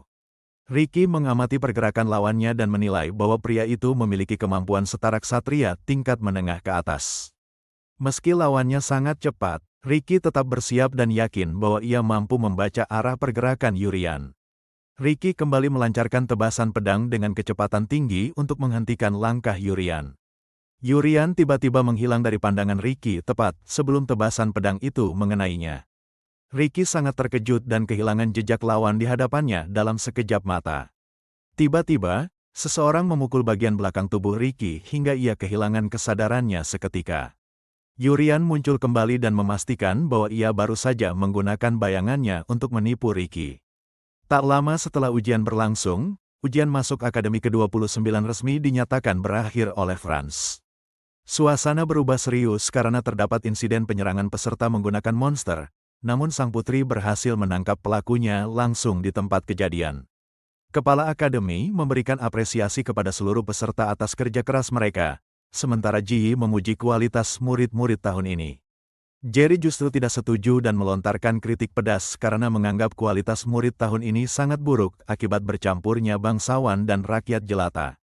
Ji menegur Jerry dengan tegas, mengingatkan bahwa Akademi Sihir seharusnya tidak memandang latar belakang sosial dalam menerima setiap muridnya. Jerry menyanggah dan menegaskan bahwa Akademi adalah tempat khusus untuk kaum bangsawan, bahkan ia membawa-bawa nama Sage sebagai pembenaran. Ji merasa tersinggung dan melarang Jerry untuk menyeret nama ayahnya ke dalam perdebatan mengenai urusan Akademi tersebut. Kepala Akademi segera memotong perdebatan mereka dan memerintahkan Franz untuk melanjutkan pengumuman hasil ujian kepada para peserta. Franz mengumumkan daftar 29 peserta yang berhasil lolos ujian, dimulai dari 10 orang dengan peringkat tertinggi di Akademi. Pengumuman dimulai dengan Princess Seruti yang menempati posisi peringkat pertama sebagai peserta dengan nilai terbaik. Posisi peringkat kedua diraih oleh Ricky dari suku Wind Spirit, yang diam-diam merasa cemas karena tidak melihat Yuri Sengung di sana. Posisi peringkat ketiga diisi oleh Jade, seorang Magic Swordsman yang merasa bangga karena yakin pencapaian ini akan membahagiakan ibunya. Si kembar Xia dan Mu menempati peringkat keempat dan kelima, meski mereka merasa seharusnya bisa berada di posisi pertama jika dihitung sebagai tim. Ella berhasil menempati peringkat ke-6 sebagai perwakilan rakyat jelata. Ia sangat senang dan langsung mencari keberadaan Yurian. Chris yang merupakan anak menteri menempati peringkat ke-7. Ia tidak terima dan menuduh Ella berbuat curang karena memiliki peringkat lebih tinggi. Raizo menempati peringkat ke-8 dan menunjukkan sikap kasar. Bahkan ia berniat melukai seseorang sebelum meninggalkan tempat ujian. Hina yang menempati peringkat ke-9 terlihat sangat antusias dan berharap bisa berteman baik dengan putri yang ia idolakan. Goliath menduduki peringkat ke-10 dan merasa waspada terhadap seorang peserta berambut gondrong yang ia anggap berbahaya. Tien memeriksa papan pengumuman dengan perasaan lega karena ia hampir saja gagal dengan menempati peringkat ke-24. Tien merasa bangga karena kakaknya berhasil meraih peringkat kedua. Namun ia tetap merasa cemas memikirkan nasib Yurian. Yurian terlihat sangat cemas dan merasa panik karena menyadari bahwa dirinya telah gagal dalam ujian tersebut. Yurian meratapi kegagalannya dan bertanya-tanya apakah ia terlalu meremehkan ujian sihir dan tes berpedang meskipun telah mendapatkan taring monster. Ella datang menemui Yurian dengan perasaan cemas dan merasa bersyukur karena Yurian tidak mengalami cedera akibat jebakan yang menimpanya. Ella menjelaskan bahwa ia sebenarnya ingin segera menolong Yurian saat insiden terjadi. Namun Yurian mencoba menenangkan kakaknya dengan berpura-pura baik-baik saja. Yurian mencoba mengalihkan pembicaraan dengan memberikan selamat kepada Ella yang berhasil meraih peringkat ke-6 serta mendapatkan hadiah khusus. Ella berterima kasih dan menganggap keberhasilannya hanyalah sebuah keberuntungan. Ia pun berharap keberuntungan yang sama akan datang tahun depan. Yurian kebingungan mendengar rencana tahun depan, namun Ella menegaskan bahwa mereka akan mendaftar bersama-sama untuk masuk ke akademi di masa depan. Chris yang berada di dekat mereka menertawakan Ella dan Yurian dengan nada meremehkan karena mereka dianggap gagal bersama. Chris terus melontarkan ejekan kepada mereka berdua meskipun tidak ada tanggapan sama sekali dari Yurian maupun Ella. Chris akhirnya berhenti tertawa karena tidak mendapatkan respon apapun dari Yurian atau Ella yang mengabaikan tindakannya. Namun, Chris kembali tertawa karena ia masih belum puas mengejek mereka dan terus mencari perhatian dengan sikap sombongnya. Yurian merasa kesal melihat tingkah Chris dan mempertimbangkan untuk menghajar orang tersebut karena sudah terlalu mengganggu. Situasi kembali ke ruang guru, di mana Ji menyatakan keberatan dan tidak terima dengan hasil pengumuman yang baru saja disampaikan. Kepala akademi mencoba menenangkan suasana dengan menanyakan alasan Ji yang merasa hasil ujian tersebut sudah sesuai prosedur. Ji menegaskan bahwa masalahnya bukan pada peringkat 10 besar, melainkan karena Yurian dinyatakan tidak lolos seleksi. Franz menjelaskan bahwa Yurian memang membawa taring monster, namun ia meragukan apakah taring tersebut didapatkan oleh Yurian atas usahanya sendiri. Ryunbi menambahkan bahwa kemampuan berpedang Yurian masih jauh di bawah standar jika dibandingkan dengan kakaknya. Ji menanggapi keraguan mereka dengan bersikeras bahwa Yurian sebenarnya adalah sosok yang memiliki bakat luar biasa. Ji menyatakan kebingungannya mengenai alasan Yurian digagalkan, mengingat potensi besar yang dimiliki siswa tersebut. Ji mengungkapkan bahwa Yurian tidak hanya memiliki mana yang cukup, tetapi juga mampu membuat alat sihirnya meledak. Ji memuji kontrol kekuatan Yurian yang luar biasa cepat dalam mencegah insiden yang lebih besar saat ujian berlangsung. Ji berargumen bahwa membiarkan bakat seperti Yurian gagal adalah sebuah kerugian besar bagi pihak kerajaan. Jerry membela diri dengan mencontohkan saat Yurian hampir mati oleh beruang monster jika tidak diselamatkan oleh Tien, yang menandakan kurangnya pengalaman. Ji tetap optimis bahwa pengalaman dapat diperoleh di akademi, dan Yurian berpotensi melampaui peserta peringkat pertama dan kedua di masa depan. Jerry merendahkan Ji dengan mempertanyakan apakah menurutnya rakyat jelata memang pantas untuk menempuh pendidikan di akademi sihir. Ji membalas dengan tajam, menyebut bahwa sikap diskriminatif Profesor Jerry justru membuatnya tidak pantas berada di akademi. Kepala akademi melerai perdebatan, menegaskan bahwa akademi adalah wadah pengembangan bakat dan latar belakang murid tidaklah penting. Kepala akademi menyatakan kepercayaannya pada Ji sebagai salah satu penyihir paling berbakat di negara mereka. Ia menambahkan bahwa merupakan sebuah kebodohan jika pihak sekolah mengabaikan bakat besar yang dimiliki Yurian. Sebagai kepala sekolah, ia menggunakan kekuasaannya untuk menerima Yurian secara khusus di jurusan sihir. Namun, ia memberikan peringatan tegas bahwa Yurian akan langsung dikeluarkan jika ternyata tidak berbakat seperti yang dikatakan. Di ruang aula, seorang staf datang dengan tergesa-gesa membawa pengumuman mendadak bagi para peserta. Staf tersebut mengumumkan bahwa ada satu peserta tambahan yang berhasil lolos melengkapi daftar 29 peserta sebelumnya. Peserta yang dimaksud adalah Yurian, yang secara resmi diterima masuk ke jurusan sihir. Chris dan teman-temannya terkejut mendengar kabar bahwa rakyat jelata diterima lewat jalur khusus, sesuatu yang belum pernah terjadi sebelumnya. Ella sangat gembira dan mengucapkan selamat, sementara Yurian sendiri kebingungan dengan apa yang sebenarnya baru saja terjadi. Meskipun tidak memahami alasannya, Yurian merasa senang dan merayakan keberhasilan tersebut bersama kakaknya, Ella. Ricky tiba-tiba muncul dan mengukur tinggi badan Yurian, merasa sosok di depannya mirip dengan orang yang ia lawan sebelumnya. Yurian terkejut mengenali Ricky sebagai lawan yang ia hadapi saat sedang menyamar sebagai orang lain. Yurian merasa cemas dan khawatir jika identitas aslinya saat menyamar akan terbongkar oleh Ricky. Ricky terus mengingat kembali perbandingan antara hasil tes Yurian dengan kemampuan orang yang ia lawan saat itu. Ricky akhirnya pergi meninggalkan Yurian, bergumam bahwa tidak mungkin orang di depannya adalah sosok yang ia cari. Yurian merasa lega karena ia yakin identitas penyamarannya tidak sampai ketahuan oleh Ricky. Keesokan harinya, Ella dan Yurian dalam perjalanan menuju kelas, membahas bahwa 10 besar dan siswa jalur khusus masuk ke kelas lanjutan. Mereka sampai di depan ruang kelas, Ella merasa sangat gugup sementara Yurian berusaha menenangkan kakaknya. Mereka memasuki ruang kelas dan mendapati murid-murid lain sudah berkumpul di dalam. Ruangan kelas tersebut diisi oleh 10 murid dengan peringkat tertinggi hasil ujian masuk kemarin. Ella tampak kebingungan dan gugup saat harus memilih tempat duduk di antara murid-murid lainnya. Yurian merasa situasi ini mengingatkannya pada masa SD, ia pun penasaran dengan sistem pendidikan di dunia pedang dan sihir ini. Raizo tiba-tiba datang dengan raut wajah kesal dan menyuruh murid lain untuk menyingkir dari jalannya. Mereka segera menyingkir dan membiarkan Raizo lewat, sementara Yurian bertanya-tanya apakah pria itu adalah preman di sekolah ini. Chris menegur Raizo dengan ketus karena datang terlambat di hari pertama sekolah. Raizo menanggapi teguran itu dengan acuh tak acuh dan tidak peduli dengan komentar Chris. Chris semakin kesal, merasa Raizo seharusnya memberi contoh yang baik bagi para murid rakyat jelata.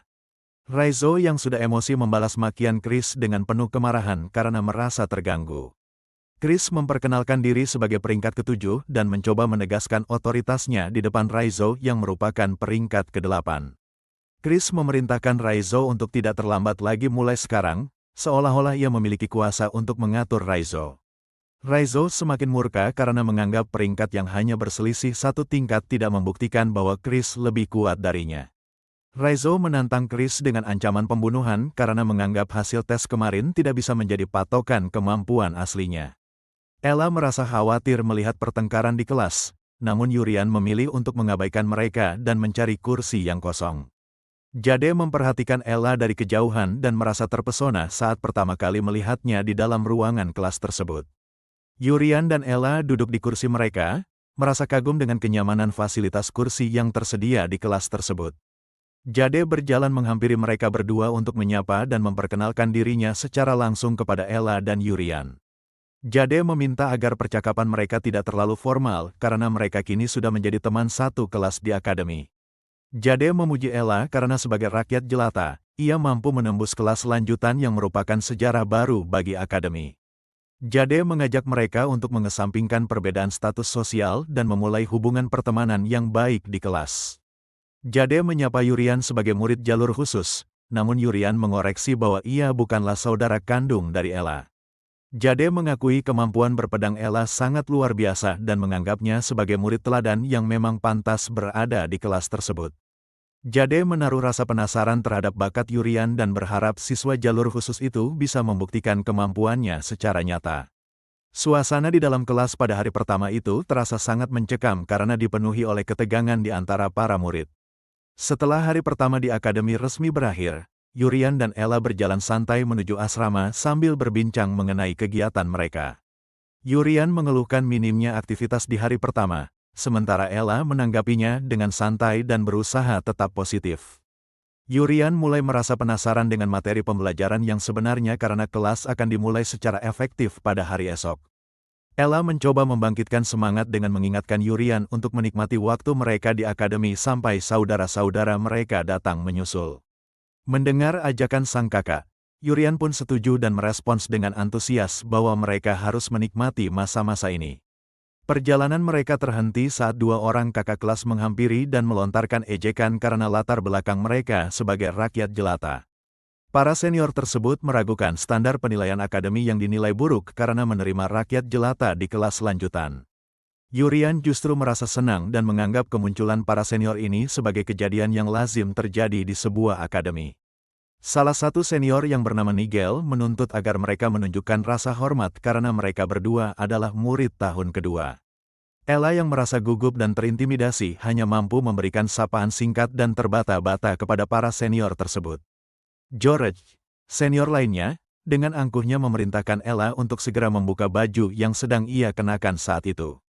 Ella merasa bingung dengan permintaan tersebut, kemudian George menegaskan bahwa rakyat jelata tidak pantas memakai seragam yang sama dengan bangsawan.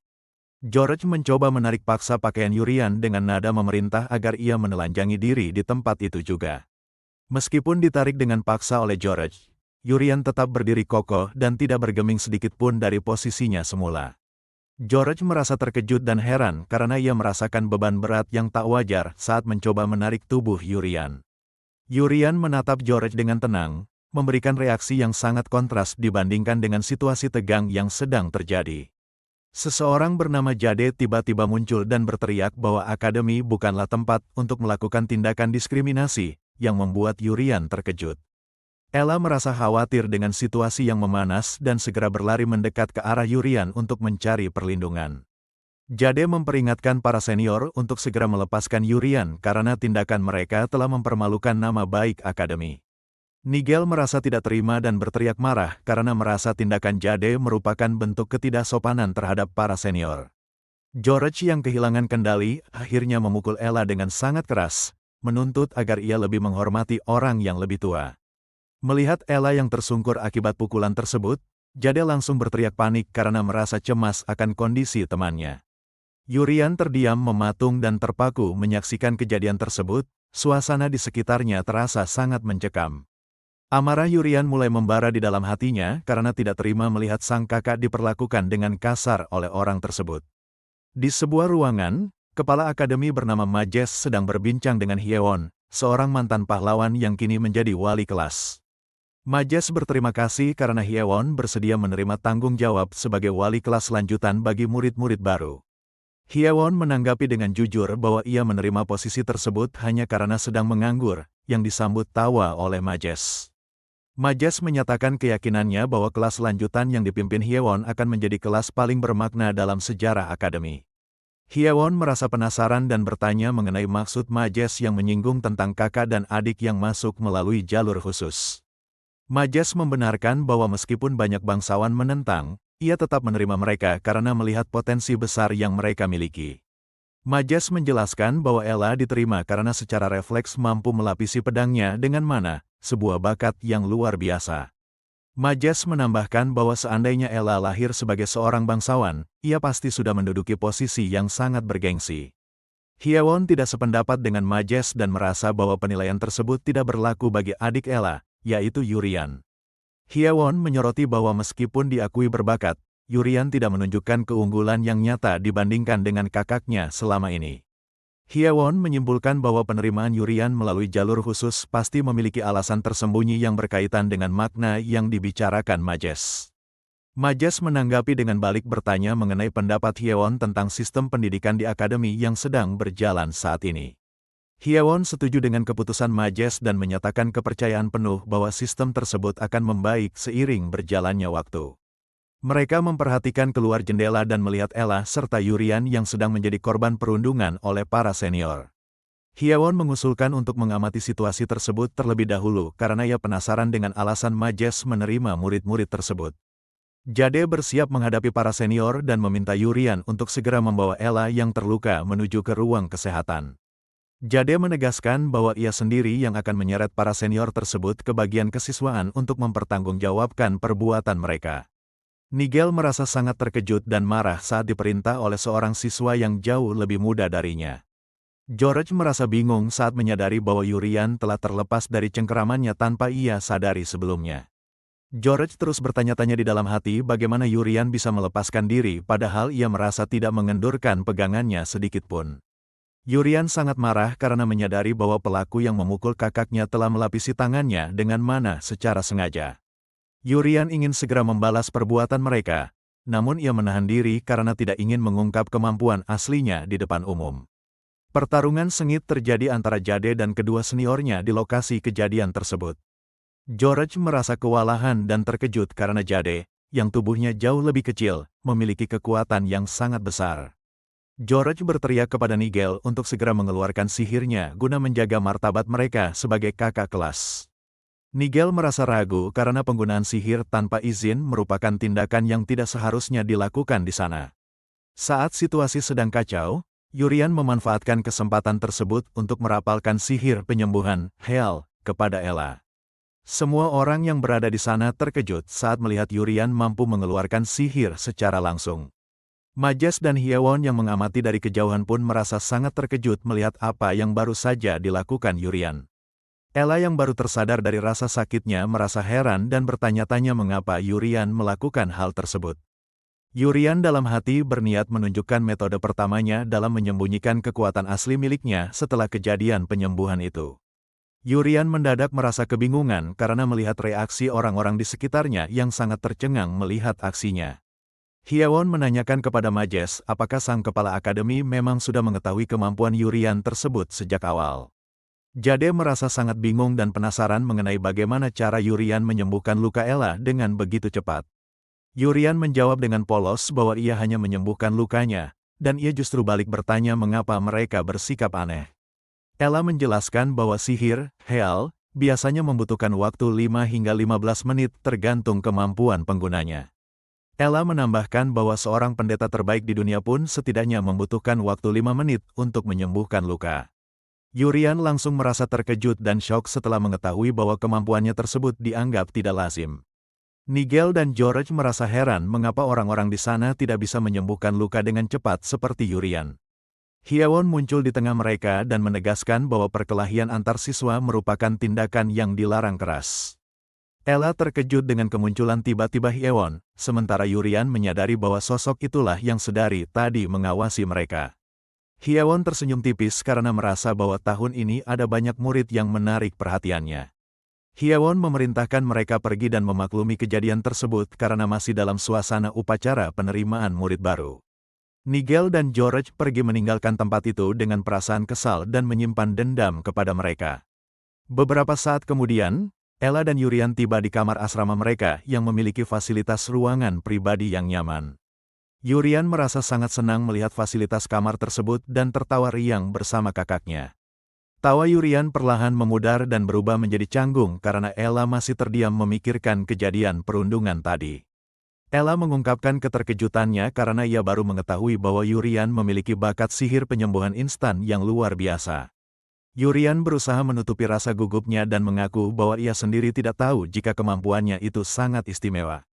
Ella merasa cemas bahwa Yurian akan segera direkrut ke tempat yang bagus dan membuat mereka akan berpisah jauh. Yurian hanya menatap kakaknya dengan bingung dan tidak tahu harus berkata apa untuk menanggapi kekhawatiran tersebut. Ella segera bangkit semangatnya dan menegaskan bahwa ia tidak akan kalah karena mereka berada di kelas yang sama.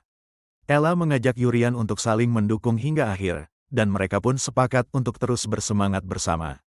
Keesokan harinya, Hyewon masuk ke kelas lanjutan dan menyapa para murid. Sekaligus memperkenalkan diri sebagai wali kelas baru mereka. Hyewon dengan percaya diri memperkenalkan namanya kepada seluruh siswa. Ia berharap mereka semua bisa segera menjadi akrab satu sama lain.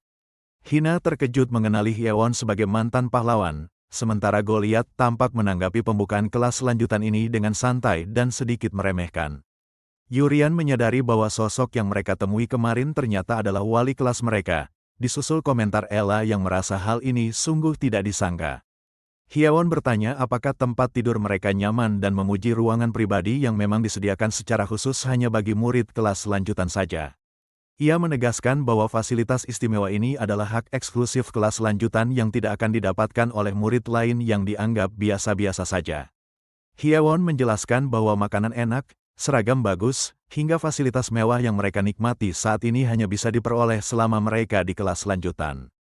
Ia mengingatkan bahwa jika mereka mampu bertahan di kelas ini sampai lulus, mereka akan selalu menjadi pusat perhatian dan tatapan iri orang lain. Ella dan Yurian merasa sangat bangga dan senang dengan posisi istimewa yang mereka tempati di kelas lanjutan tersebut saat ini. Hyewon kemudian memberikan peringatan tegas bahwa terdapat sistem penurunan kelas yang berlaku bagi siapapun yang ada di dalam kelas lanjutan. Ia menjelaskan bahwa karena masuk melalui ujian, maka jika nilai mereka menurun di masa depan, mereka akan otomatis diturunkan ke kelas biasa. Hyewon mengungkapkan bahwa tahun sebelumnya jumlah siswa kelas lanjutan adalah 0. Dan ia penasaran berapa banyak dari mereka yang benar-benar bisa lulus. Yurian menanggapi tantangan tersebut dengan penuh antusiasme dan menyatakan bahwa ia sangat menantikan proses belajar di kelas ini. Hyewon pun menyatakan bahwa perkenalan telah selesai dan segera memulai materi pelajaran pertama mereka di kelas tersebut. Yurian tampak terkejut saat melihat materi yang dituliskan Hyewon di papan tulis, sebuah kejutan yang mengubah suasana kelas secara tiba-tiba. Yurian tersenyum tipis karena merasa materi pelajaran tersebut akan menjadi awal yang sangat baik bagi perjalanannya di kelas lanjutan ini. Sistem evaluasi kelas unggulan bersifat mutlak dan tidak berdasarkan kurva, sehingga jumlah siswa di kelas ini selalu berubah-ubah setiap tahunnya. Berbeda dengan siswa umum, kelas unggulan menerima dukungan yang luar biasa serta jaminan masa depan yang cerah setelah mereka lulus nanti. Namun, jika nilai mereka turun, mereka akan langsung dipindahkan ke kelas biasa dan kehilangan seluruh penghargaan sebagai siswa kelas unggulan. Sebagai catatan tambahan, jumlah siswa yang berhasil bertahan di kelas unggulan pada tahun lalu adalah 0. Menunjukkan tingkat kesulitan yang tinggi. Kini muncul pertanyaan besar mengenai apakah tokoh utama kita mampu melewati tantangan dan lulus dari kelas unggulan yang sangat ketat ini. Chris tampak terkejut dan bingung saat melihat Hyewon menulis soal matematika di papan tulis, bertanya-tanya mengapa hal itu harus dipelajari. Chris memberanikan diri untuk mengajukan pertanyaan kepada Hyewon mengenai relevansi materi yang sedang diajarkan di kelas tersebut. Chris bertanya mengapa mereka harus belajar matematika di sekolah sihir. Padahal ia jauh lebih tertarik untuk mendalami ilmu sihir saja. Hyewon berbalik bertanya kepada Chris mengenai alasan utama mengapa ia sangat ingin mempelajari ilmu sihir di sekolah ini. Chris menjawab dengan mantap bahwa ia ingin menjadi penyihir kuat seperti Hyewon dan menjadi pahlawan pelindung bagi kerajaannya. Hyewon memuji jawaban tersebut, namun ia menegaskan bahwa untuk menjadi kuat, seorang murid tidak sekadar membutuhkan mana atau sihir saja. Ia menjelaskan bahwa hal yang paling krusial bagi seorang penyihir untuk dimiliki adalah pengetahuan luas mengenai dunia di sekitarnya. Hyewon menekankan bahwa dengan memiliki pengetahuan yang cukup, seseorang akan mampu melampaui kemampuan aslinya dengan jauh lebih efektif. Hyewon menunjukkan api di tangannya dan bertanya kepada muridnya tentang tindakan yang harus dilakukan agar api tersebut menjadi lebih besar. Chris menjawab dengan yakin bahwa cara untuk memperbesar api adalah dengan menambahkan lebih banyak mana ke dalamnya. Hyewon membenarkan pernyataan Chris sambil memperbesar ukuran api di tangannya untuk memberikan demonstrasi yang nyata di depan kelas. Ia menjelaskan bahwa secara normal, penyihir memang akan memperkuat sihir mereka dengan cara memasukkan lebih banyak mana ke dalamnya. Hyewon kemudian menantang siswa lain, gadis dengan sanggul, untuk memberikan pendapat jika seseorang tidak bisa lagi menambahkan mana.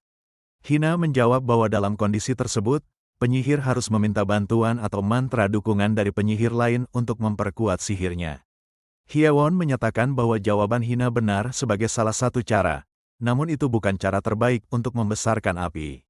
Hyewon menambahkan unsur sihir angin pada apinya sebagai demonstrasi teknik yang lebih efisien daripada sekadar menambah mana. Api tersebut langsung membesar secara signifikan hingga tampak seperti tornado yang kuat di depan mata para siswa. Hyewon menjelaskan bahwa reaksi api yang membesar saat bertemu angin adalah contoh nyata dari pengetahuan yang tidak boleh diabaikan. Yurian menyadari bahwa fenomena tersebut adalah reaksi pembakaran, sementara Hyewon menekankan pentingnya pengetahuan di luar sekadar peningkatan mana. Hyewon menegaskan kembali pentingnya belajar pengetahuan dan mengajak murid-muridnya untuk memulai tes sederhana sebagai pembuktian. Para siswa diminta mengerjakan soal matematika yang telah dituliskan oleh Hyewon di papan tulis sebagai ujian pertama mereka. Setelah beberapa saat, Hyewon mengumumkan waktu pengerjaan telah habis dan ia mulai memeriksa lembar jawaban para siswanya. Hyewon merasa terkesan karena menemukan ada 3 orang siswa yang berhasil mendapatkan nilai sempurna dalam tes tersebut. Ia mengumumkan bahwa siswa pertama yang mendapatkan nilai sempurna dalam tes matematika ini adalah Seruti. Siswa kedua yang juga berhasil mencapai nilai sempurna dalam tes yang diberikan Hyewon adalah Raizo. Chris merasa sangat terkejut sekaligus kesal saat mengetahui bahwa Raizo ternyata mampu mendapatkan nilai sempurna dalam tes tersebut. Raizo menyadari kegugupan Chris dan bertanya dengan nada mengejek apakah Chris gagal mendapatkan nilai sempurna dalam tes tadi. Raizo terus memprovokasi Chris dengan menyinggung status bangsawannya dan kemampuannya yang tampak menonjol saat uji pendaftaran sebelumnya. Raizo meremehkan peringkat kelas unggulan dan berkata bahwa ia sebenarnya tidak terlalu tertarik dengan persaingan posisi tersebut. Sambil meremehkan, Raizo berpesan agar Chris berusaha dengan lebih baik pada kesempatan ujian berikutnya. Chris merasa sangat terhina karena ia kalah dari orang yang sebelumnya sempat ia remehkan di dalam hatinya. Hyewon akhirnya mengumumkan bahwa siswa ketiga yang meraih nilai sempurna adalah Yurian. Seluruh siswa di kelas merasa sangat terkejut karena tidak menduga bahwa Yurian mampu mendapatkan hasil maksimal. Ella pun tampak sangat terkejut mendengar pengumuman bahwa Yurian termasuk salah satu siswa yang meraih nilai sempurna. Yurian tersenyum bangga, mengingat pengalamannya di kehidupan sebelumnya sebagai siswa yang terbiasa dengan kerasnya dunia sekolah di Korea Selatan. Ia merasa mampu mengerjakan soal-soal matematika tersebut di dalam kepalanya tanpa mengalami kesulitan yang berarti. Yurian merasa sangat percaya diri karena merasa dirinya adalah yang terbaik dalam hal belajar di antara murid lainnya. Jade merasa sangat termotivasi oleh pencapaian Yurian dan bertekad untuk tidak mau kalah dari rivalnya tersebut. Hyewon menyatakan tes sederhana telah berakhir dan berjanji akan memberikan hadiah bagi mereka semua. Ia membagikan lencana kelas unggulan kepada masing-masing siswa dan menginstruksikan mereka untuk segera memasangkannya pada rompi masing-masing. Lencana tersebut memberikan akses eksklusif bagi pemiliknya, termasuk menikmati makanan kelas tertinggi yang dibuat khusus untuk kelas unggulan. Setelah tes selesai, mereka beristirahat dan menikmati hidangan mewah yang telah disediakan sebagai fasilitas kelas unggulan. Ella dan Yurian tampak sangat menikmati makanan mewah tersebut. Bahkan Ella menyebut kelas unggulan benar-benar yang terbaik. Ella menyatakan keinginannya untuk bertahan di kelas unggulan selamanya, yang langsung diiyakan oleh Yurian dengan semangat. Yurian mengajak Ella untuk terus bekerja keras dan belajar lebih rajin agar bisa terus mempertahankan nilai tertinggi mereka. Setelah istirahat, Hyewon membawa para siswa ke area hutan untuk memulai kelas berburu monster dan menantang mereka dengan serius. Hyewon memperingatkan bahwa kelas berburu monster ini akan memengaruhi nilai akhir, bahkan berisiko membuat siswa turun kelas jika gagal. Yurian memberitahu Ella bahwa nilai mereka dipertaruhkan, dan Ella langsung bertekad untuk menjadi yang terbaik dalam ujian tersebut. Hyewon menjelaskan bahwa para siswa masih pemula, sehingga dianggap terlalu muda untuk berburu monster sendirian di kelas ini. Untuk mengatasi hal itu, Hyewon memanggil para senior dari kelas berburu monster untuk mendampingi dan membimbing para siswa pemula. Dua senior yang sebelumnya pernah berkonflik dengan Yurian, Ella, dan Jade muncul di hadapan mereka dengan sikap yang meremehkan. Nigel menegaskan bahwa kerja sama tim menjadi poin utama penilaian, sehingga menyarankan agar mereka tetap bersama selama ujian berlangsung.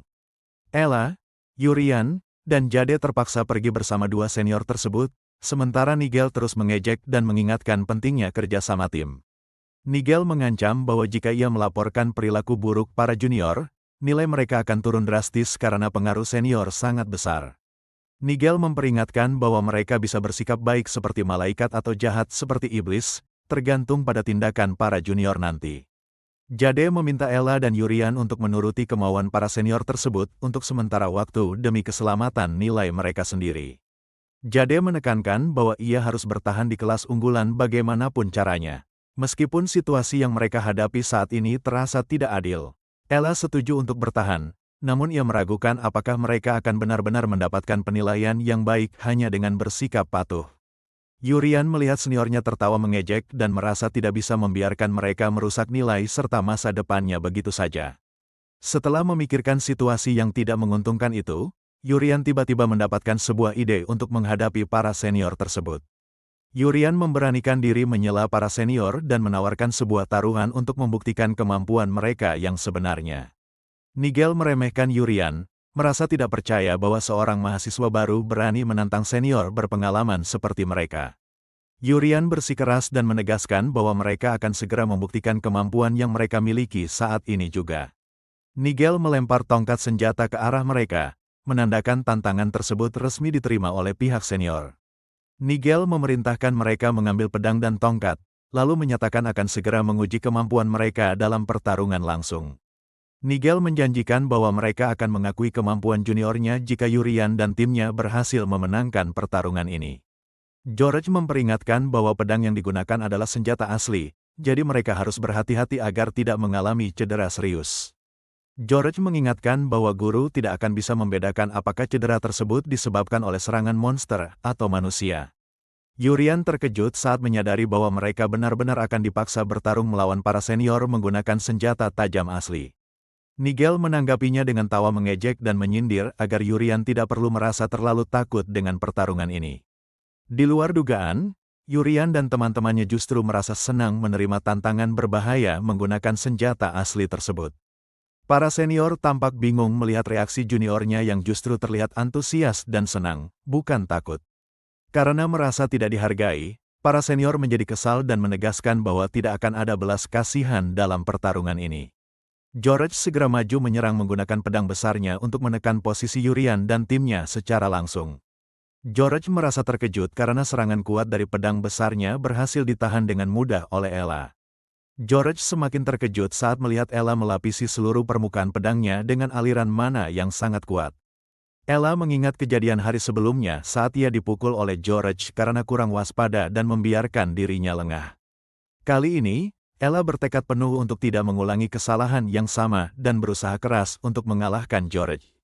Merasa terdesak oleh perlawanan Ella, George akhirnya meminta Nigel untuk segera merapalkan sihir bantuan kepadanya. Nigel memberikan berbagai macam sihir tambahan kepada George, termasuk perisai pelindung serta peningkatan kecepatan serangan. Melihat Nigel lengah saat merapalkan sihir, Jade bergerak dengan sangat cepat menuju ke belakang posisi Nigel. Jade melakukan tebasan cepat yang tepat sasaran hingga berhasil memotong dan mematahkan tongkat sihir milik Nigel. Nigel terbelalak kaget saat melihat tongkat sihirnya kini sudah terpotong menjadi dua bagian. Saat melihat teknik yang digunakan, Nigel mengenali kekuatan Jade dan langsung menyebutnya sebagai Demon Sword. Jade menegaskan bahwa menyingkirkan penyihir dari pihak lawan terlebih dahulu adalah aturan dasar dalam sebuah pertempuran. George mulai berkeringat cemas dan merasa bahwa sekarang sudah saatnya untuk bertarung dengan serius menghadapi mereka. George mencoba menerjang ke arah Yurian dengan tekad untuk mengalahkan penyihir yang ada di kubu junior. Yurian sama sekali tidak terlihat panik. Ia justru merespons serangan George dengan senyuman tipis yang tenang. Yurian melepaskan sedikit aura membunuh miliknya yang terasa sangat menekan ke arah sekelilingnya. George tiba-tiba menghentikan langkahnya karena merasakan hawa yang sangat tidak mengenakan dari aura tersebut. Ella tiba-tiba berteriak cemas dan memperingatkan Yurian agar segera menghindar dari serangan yang datang.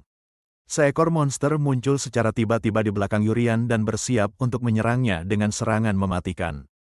Ella bergerak dengan sangat cepat untuk melindungi Yurian, membiarkan tubuhnya sendiri terluka parah terkena cakar monster tersebut. Jade berteriak cemas melihat kondisi Ella yang terluka setelah melindungi Yurian dari serangan monster. Jade melesat cepat ke arah monster tersebut sembari merapalkan sihir untuk membentuk senjata andalannya, yaitu Second Form, Helix. Jade menusuk monster itu dengan kekuatan penuh dan berhasil menghancurkan kepalanya dalam satu serangan telak. George terjatuh karena merasa ketakutan setelah menyaksikan kekuatan luar biasa yang ditunjukkan oleh Jade. George merasa ngeri karena tidak menyangka monster tersebut bisa dikalahkan dengan begitu mudah hanya dalam sekali serangan. Yurian segera menggunakan teknik instant heal miliknya untuk menyembuhkan luka Ella sambil memastikan kondisinya baik-baik saja. George semakin terkejut saat melihat betapa cepatnya teknik penyembuhan instan yang baru saja digunakan oleh Yurian. Dalam hatinya, George mulai bertanya-tanya apakah kemampuan luar biasa ini memang merupakan standar kekuatan dari kelas unggulan. George akhirnya mengakui mereka lulus dan berjanji tidak akan memberikan laporan yang merugikan bagi para juniornya. Meski mengakui kekalahannya, George tetap menolak mengakui Yurian sebagai individu yang hebat di hadapannya. George dan Nigel terus meremehkan Yurian, berdalih bahwa tubuhnya yang kuat hanyalah hasil dari sihir perlindungan semata. Mereka terus melontarkan ejekan untuk menutupi rasa takut mereka, mempertanyakan apakah Yurian benar-benar bisa menangkap monster sendirian. Yurian hanya menanggapinya dengan tawa ringan dan menganggap alasan yang dilontarkan para senior tersebut cukup masuk akal. Di sisi lain, Hyewon terlihat sedang berkumpul dan berdiskusi dengan para wali kelas tahun kedua. Hyewon merasa curiga karena kelas yang seharusnya bukan kelas gabungan, tiba-tiba berubah secara mendadak seperti saat ini. Lisa dan Anna membenarkan perubahan mendadak tersebut, menyebutkan bahwa mereka memang terkadang melakukan penggabungan kelas seperti ini. Hyewon mulai mempertanyakan apakah diperbolehkan melakukan perubahan drastis seperti itu selama masa pembelajaran berlangsung. Lisa dan Anna meminta Hyewon untuk mempercayai siswa kelas 2 yang luar biasa, dengan alasan guru juga butuh beristirahat. Hyewon menyadari bahwa perubahan kelas teori menjadi kelas berburu monster ini adalah upaya sengaja untuk mengendalikannya. Hyewon mencoba bersikap tenang dan meyakinkan diri bahwa siswanya akan baik-baik saja karena didampingi siswa tahun kedua yang berkualitas. Kedua wali kelas itu tertawa canggung dan berkeringat karena merasa tertekan oleh aura yang dikeluarkan oleh Hyewon. Hyewon bertanya-tanya dalam hati tentang motif mereka mencoba mengalahkan siswa pertamanya dan apa tindakan yang harus ia ambil. Hyewon mulai melepaskan niat membunuhnya sebagai bentuk tekanan kepada para wali kelas tersebut. Para wali kelas itu langsung merasa sesak napas karena tekanan aura yang dikeluarkan oleh Hyewon secara langsung. Hyewon memutuskan untuk menenangkan dirinya dan memilih untuk menunggu hasil, mengingat lawannya adalah siswa kelas unggulan yang berpengalaman.